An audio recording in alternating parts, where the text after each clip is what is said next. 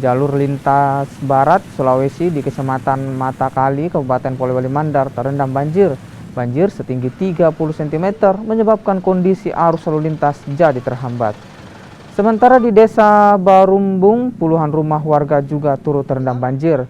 Warga yang rumahnya terendam banjir berupaya menyelamatkan barang berharga mereka dan memilih tetap tinggal di rumah.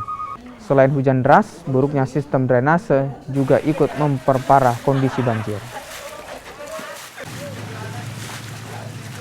Mulai jam 2 tadi siang sampai hampir maghrib baru reda. Nah, tiba-tiba datang air. Nah, ini sudah beberapa kali terjadi ini. Akhir-akhir ini sudah 3 bulan terakhir sudah sering banjir begini. Ya diperkirakan mungkin karena ada luapan sungai di sini.